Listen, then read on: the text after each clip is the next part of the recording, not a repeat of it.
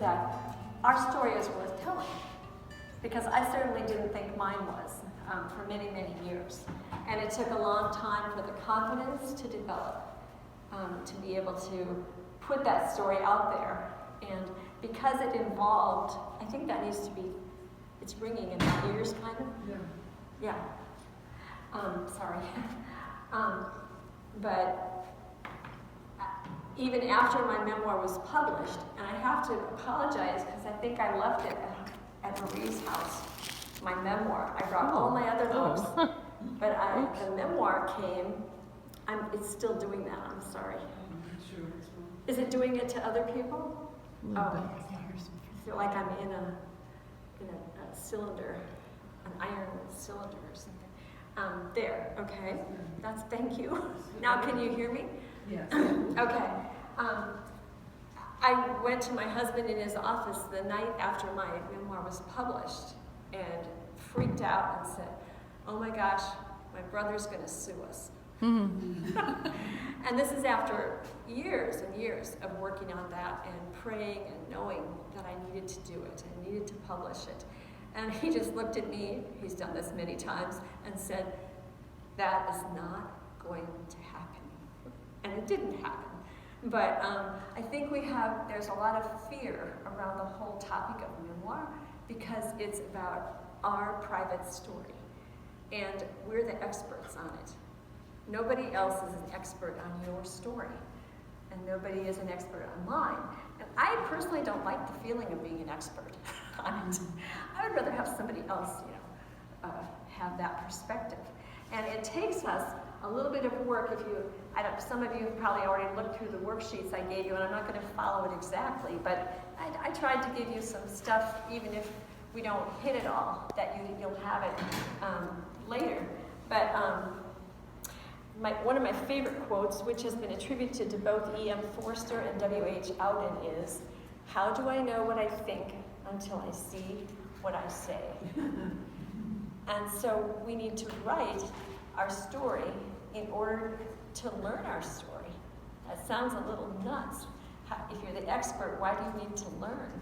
But we know the facts, we know what happened, but we don't always understand the full meaning of it until we sit down and attend to it in a new way. So it's a little scary. Some of us, right? Is there anybody here who had anything scary happen to you as you were growing up? Let me see a hand. Yeah. Okay, and so sometimes it's just easier and we think better for us to not go there. And there are times in people for whom that is true.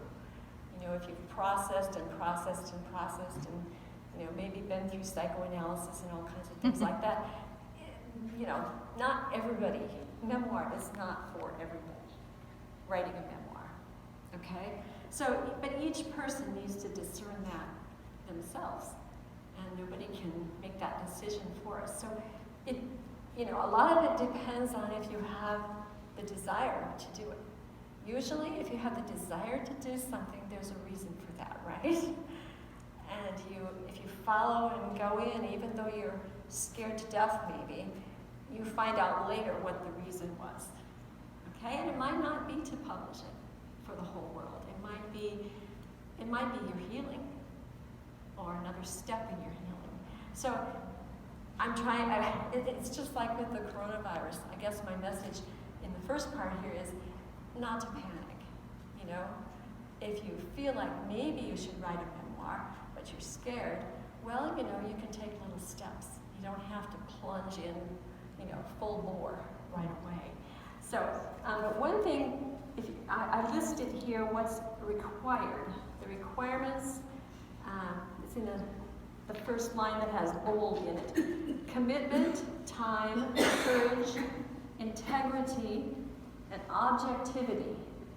Now, isn't that weird? How can we be objective about our own story?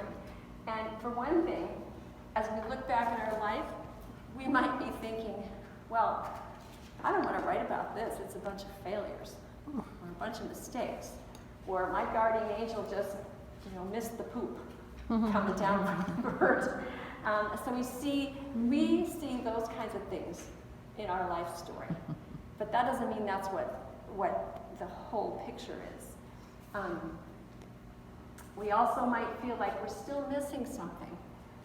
He says, the workman says, and you're sure you had the door when you entered? And so we might feel like, almost like a part of our body is missing by the time we get to the ripe old age of wherever you are. There's some young women here, but I'll be 70 this summer. And at this point, there's a lot of gifts in that. One of the gifts is I don't care so much what people think anymore. That used to control me so totally. And I still care, especially about people like you, what you think of me. And if I put something on a blog like that you read in my website or something, and I find out, which is almost always true, an hour later that I've got an error in there, I am so quick to get that thing changed. I think, how did I do that? I'm real tough on myself, and I think a lot of us probably are. And so we might feel still, even at my ripe age, we might feel that there's still something missing, that we're not living that perfect life that we were taught in our college Christian group, But hopefully we've come beyond that, and we've found new ways to allow the Spirit to express life through us. So that might be one reason that you wouldn't want to write a memoir. You might feel like you're still not there. You haven't arrived. So how can I write a memoir? Well, it's not about arriving. And we look back and we think, so do all those mistakes, do they count for something? And that's when you get into the whole memoir, the thought of memoir, because that's the deal.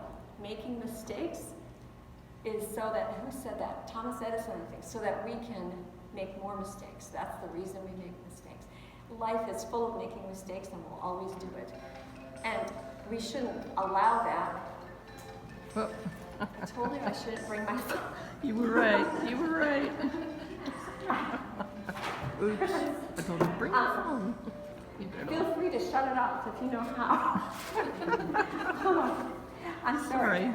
So I'm just saying these are all things I thought before I wrote a memoir, and I didn't even intend to write a memoir when I started. I was in Eastern Oregon and teaching at Eastern Oregon University, teaching expository writing to college students and bilingual education and other things. And I was nominated to attend a week-long writer's retreat in the Wallowa Mountains. I had no reason not to. It was paid for. It was free. It was beautiful. It was going to be a wonderful experience. My husband was in Iraq.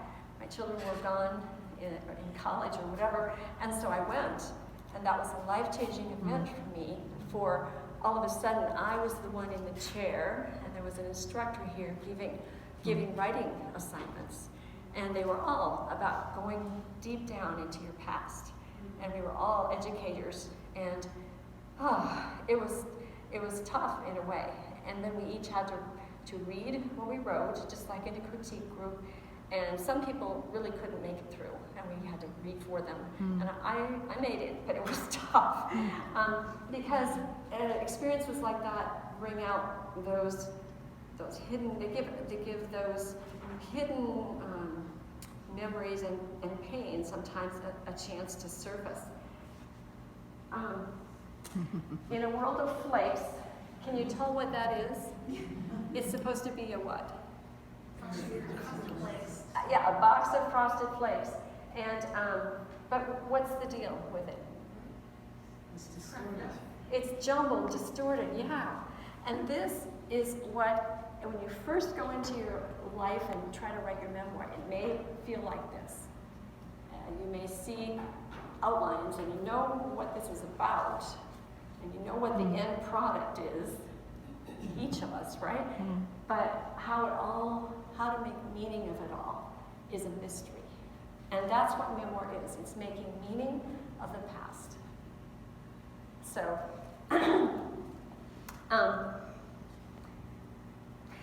and actually this shows too that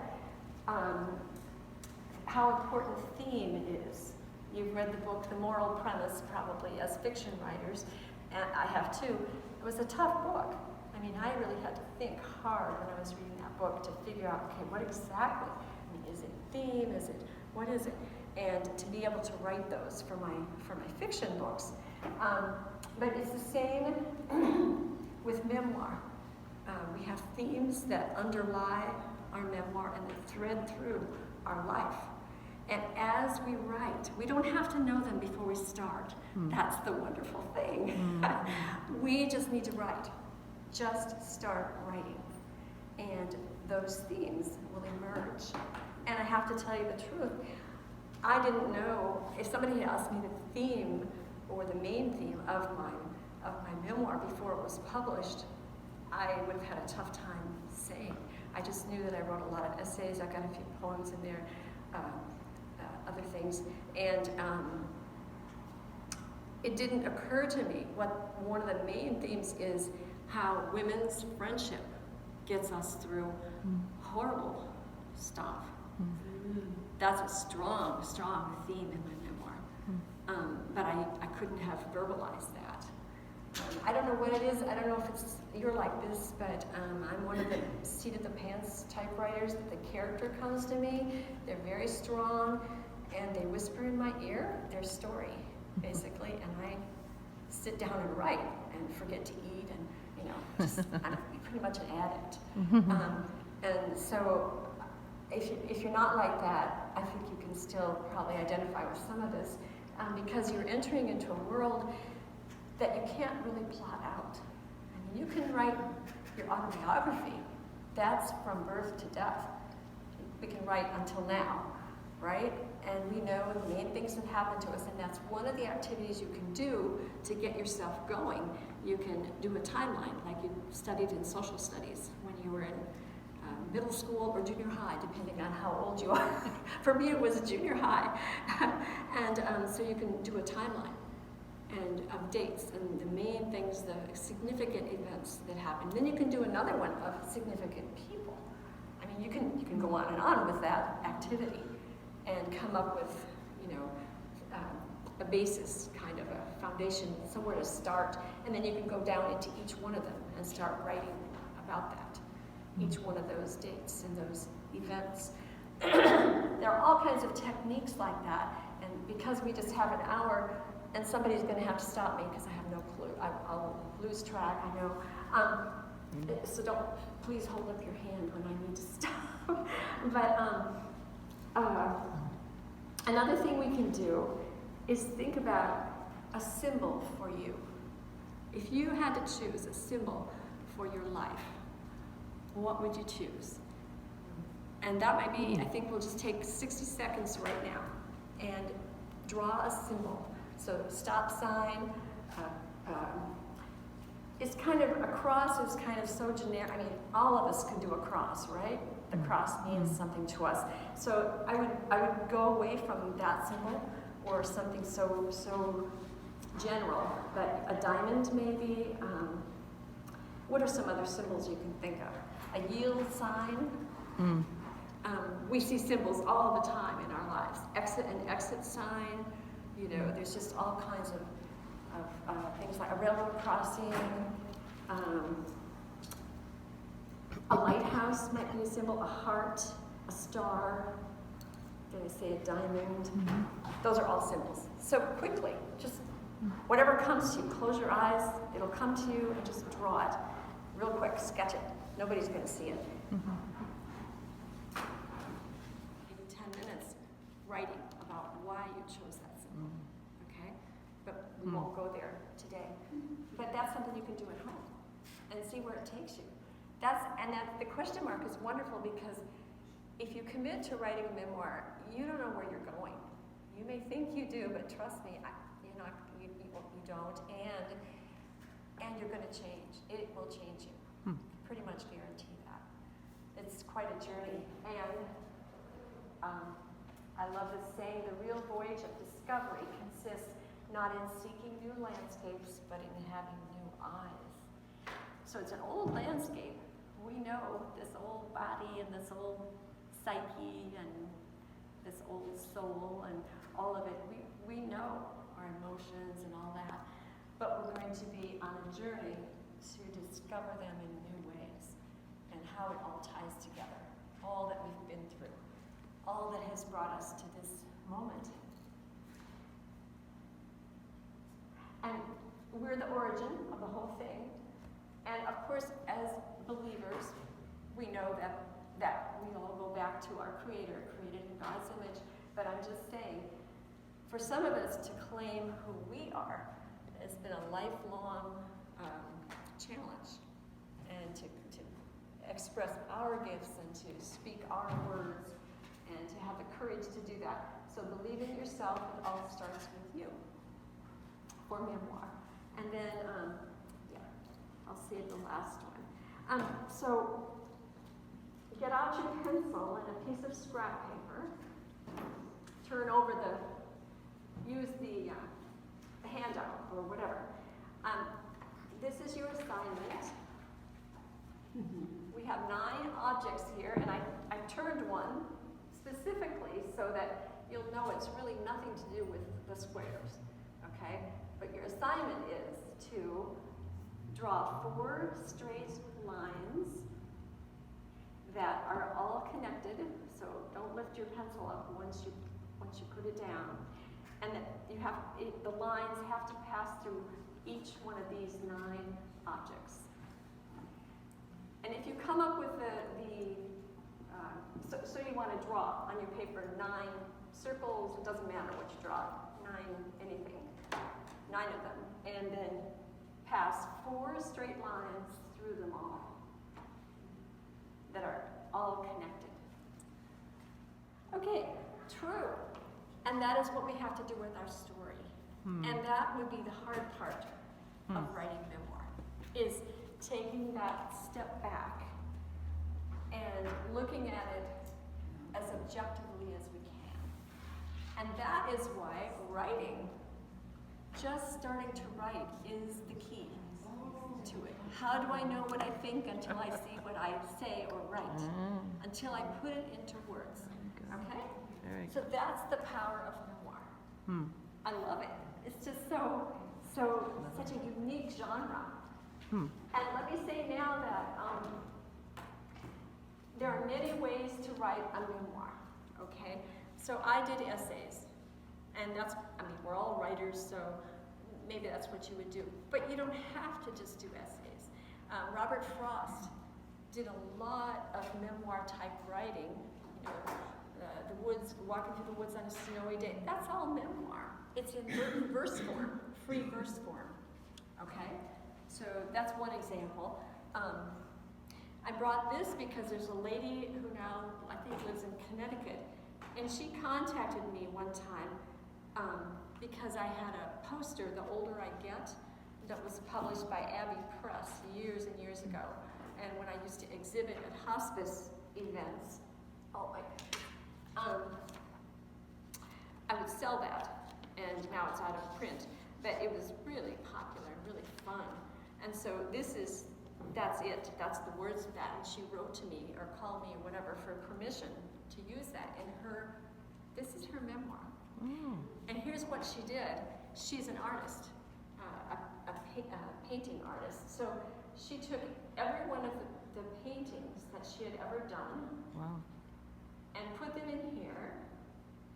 And she doesn't have that writing addiction that we all have.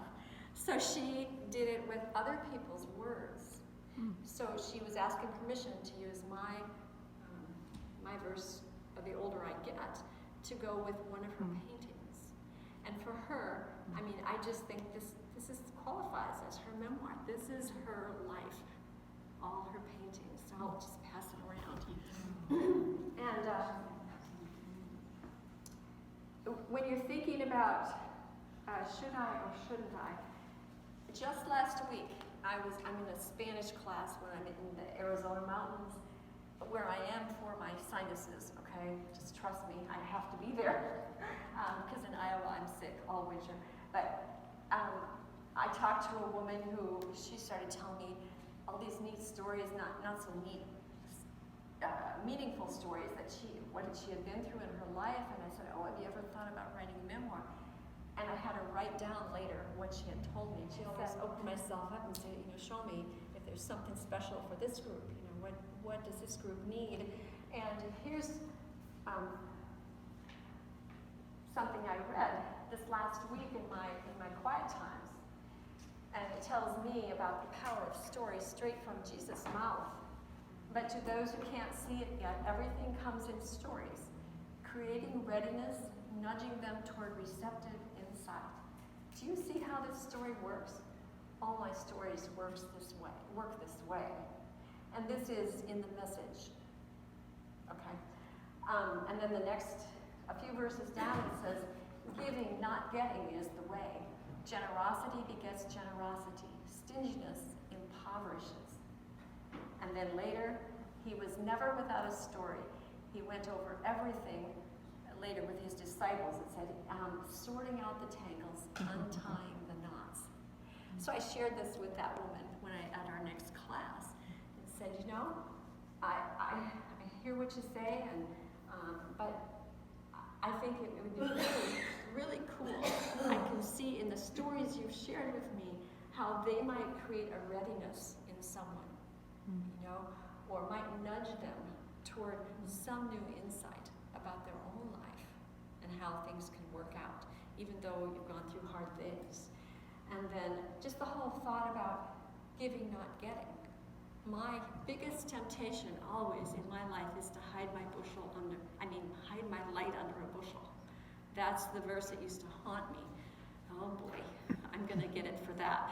If I get condemned, that's what I'll get it for, because I was very reluctant to shine my light out there, and take a risk.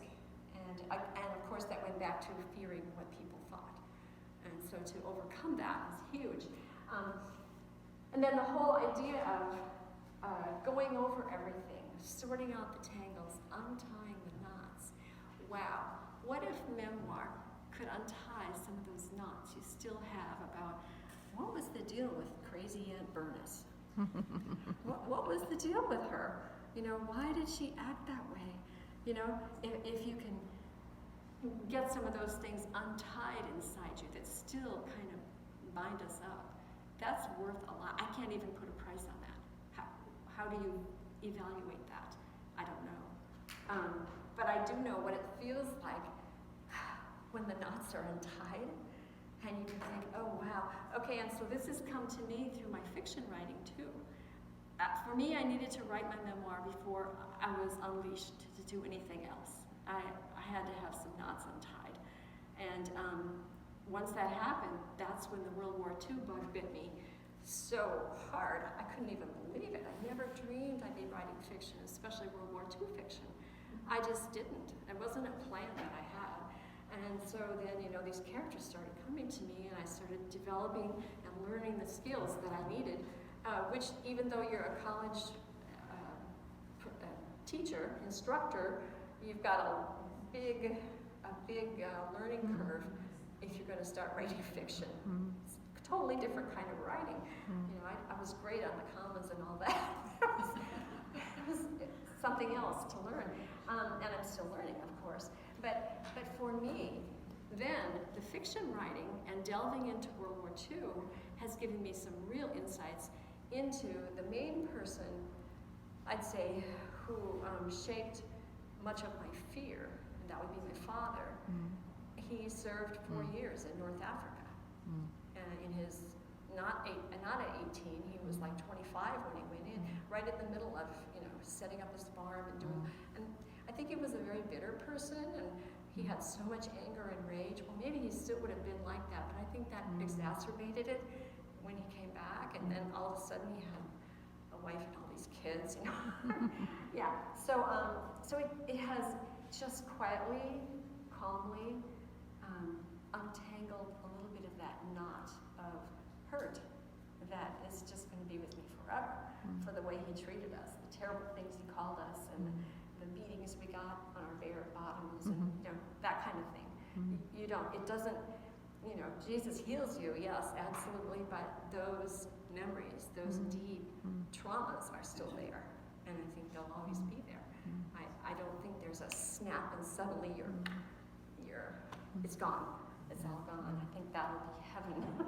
So anyway, for me, that was a necessary thing to do. And I like the saying, Eleanor Roosevelt, World War II, the purpose of life is to live it, to taste, experience to the utmost, to reach out eagerly and without fear for newer and richer experience. And I just got connected with my cousin again after, did you figure out how many, it's been like 7 years since I saw her. And she picked me up at the airport graciously and hauled me around town, got me to Marie's house, and she showed me, I got to see where she lives, and she's an RN and with the military, so she's deployed, and she has then, in her retirement, gone to camp out at the base of, what's the name of the... Army Nurse Corps? Yeah, Army Nurse Corps, yes. But when you went to Machu Picchu, that was one of her, on her bucket list, she's done it. And a whole bunch of other places she's gone to do service projects or whatever. And you know, she's chronicled what she did, which is really cool. And so that was just another, you showed me another way of doing memoir. You know, you've also got the genealogy and all that stuff, but each one of those trips you took and you chronicled it, and I don't know, I didn't have time to read, you know, but if there's emotion in it, if you talk about what it did to you and how it changed you and how it enriched your life, then that is in the memoir genre. So, okay, now I have another little activity for us to do. Do I have like half an hour left? How are we doing? At what time do I end? 12, but that clock's not right. That's an hour different from... Yeah, but so I have 20 minutes basically, yeah. Okay, let's just do, you know where it says concealed colors down about 2/3 of the way? Okay, so we're gonna do just 2 of these, just for time's sake, and you can do the rest at home. And usually I have you do these in little groups, but I'm not going to do that today, where you huddle together and you breathe each other's breath. We're not going to do that today, but that's okay. We'll just do them ourselves. The name of what color is concealed in each sentence. So here's an example. Newspaper editors decided to go on strike. Do you see the color red in there? Yes. See it? Okay, let me go on to the next one, and you'll get this. The cab lacked proper brakes to stop at the intersection. The color in there is black. Do you see it? Yes. What do you have to do in order to see it? What has to happen in your mind before you can see? You have to break down stuff. Okay, Do not let the spaces block you. you have to forget the meaning of the space between the words. Forget it. Toss it aside. Very difficult for writers to do.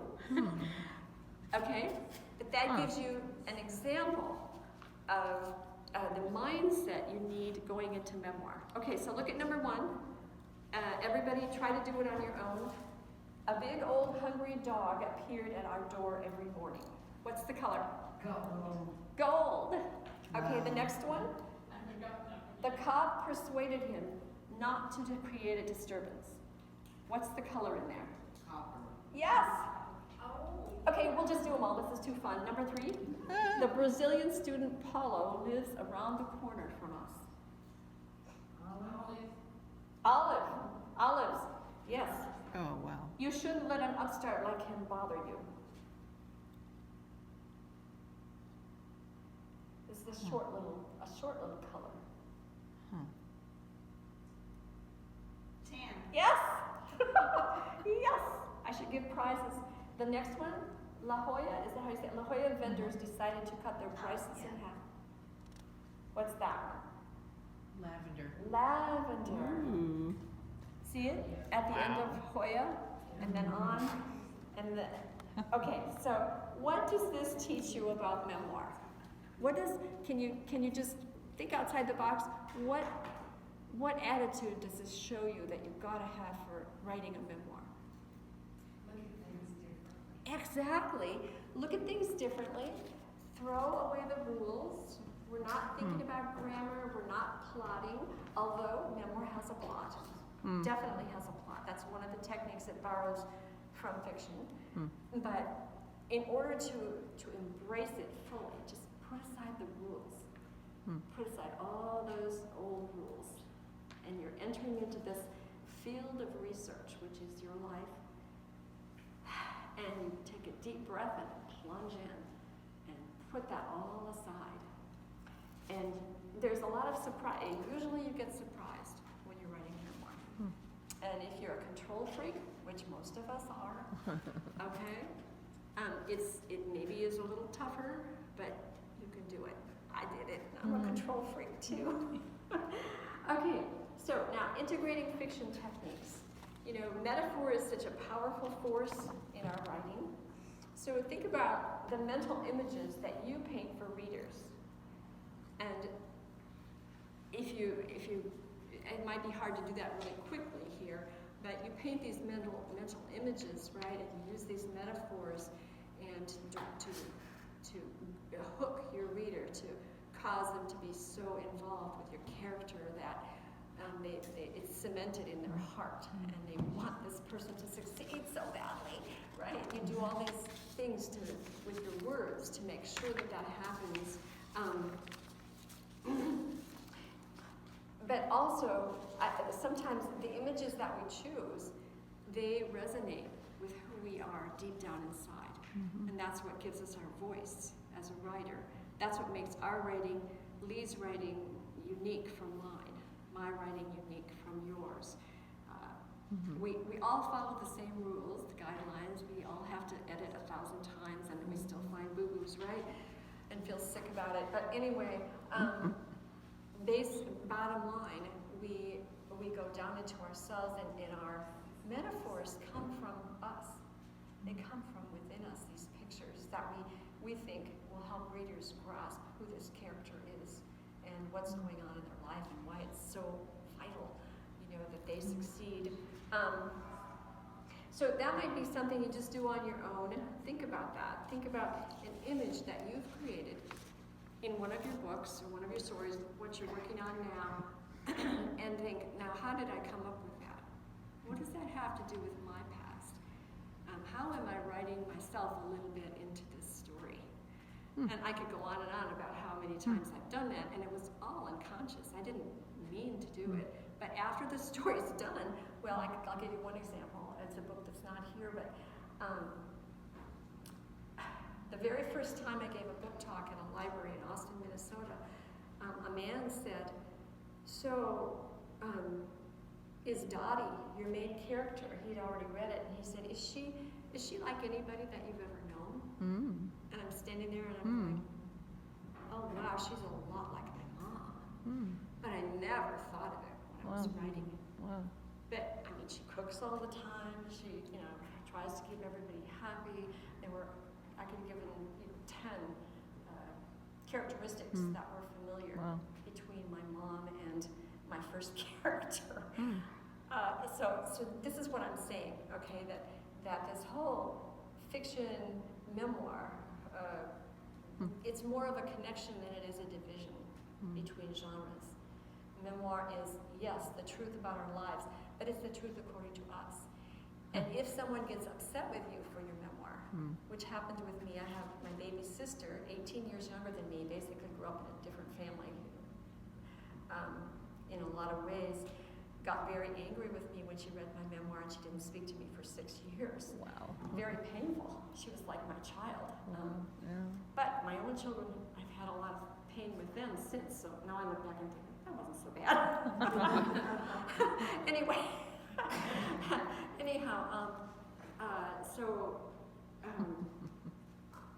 where was I going?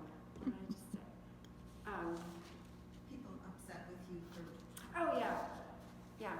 And so that actually, in a way, authenticates that it is truth. It's not their truth, and they are maybe not mature enough yet to allow us our truth.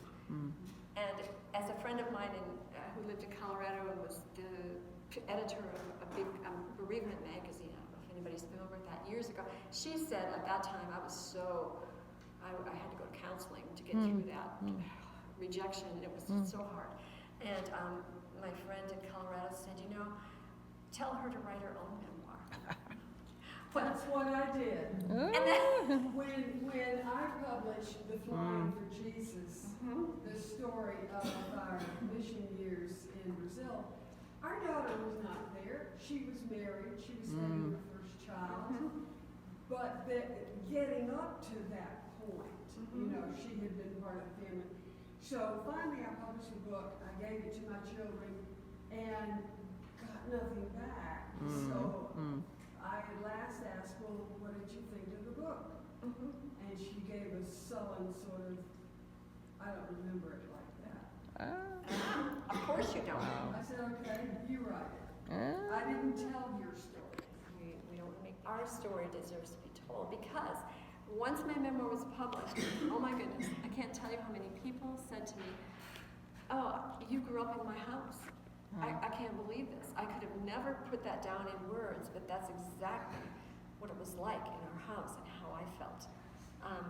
You know, of course, you know, as an author, how that helps you, how that nurtures you, and you think, okay, I didn't commit the unpardonable sin publishing this memoir. You know, I mean, because there are people out there who your story, like that one quote from Mark, I'm not good enough, I can do it, but I don't want to take the time to go back, to that, you know, will help them in a way that nothing else maybe could. So, I mean, haven't you, through other people's stories, many times solved something or gotten guidance for your journey? I mean, it's just, it's part of the way it is. We learn from other people. It's just the way it is. And so that kind of answers that one reluctance about it's self-serving, and it's, what was the other word she used? Self-serving and prideful. I mean, I think it's the last thing from prideful, although I was inwardly condemned after I published my memoir many times for, oh, you're all about yourself. You know, those snaky voices, literally snaky, that you have inside. So I just had to persevere through that. And it's far enough away now that I think I'm okay, except if I have a nightmare in the night, I'll run to Marie. So if you look on the second page, as with our fiction, we must hook and hold readers. We have to do that in a memoir. So every single chapter, there's setting in memoir, we have to reorient the reader in every single chapter. Where are we now? What are we doing now? And there's, I've talked about theme before. You know how in fiction, every one of your characters, whether negative or positive, the bad guy or the good guy, all of them support your moral premise, right? Every single one of their lives must support your premise. So until then, my latest World War II book, the premise is war divides people and separates people and does horrible things. You can go on and on about that part of the sentence, but it also has the power to bring people together in unique ways. And read any World War II story from one of the guys who just went out to celebrate the 75th anniversary of Iwo Jima. You just listen to their stories, and you know they were brought together in such a unique way that nothing can ever sever. So that's the premise, and every character in that entire novel must support that premise. Well, it's the same in your memoir. If you have a father who beats you and yells obscenities in your ear while he's blowing smoke down your throat, basically, that teaches you something. That molds who you are. And it may create in you such a compassion for people, hurting people, that you can hardly bear it, to watch somebody suffer without trying to do something. You may become a codependent fixer who puts Band-Aids on everybody around you. Voila, that's what I used to do. You know, you just want to make everybody okay, Mm. because you know what it feels like to be not okay, to Mm. be really hurting. Mm. Okay, so that's part of my whole memoir, growing out of that and being able to still help people, but learn to have a healthy, little healthy distance there, as in Al-Anon, the principles of Al-Anon. Mm. So, okay, so guidelines for discovering theme.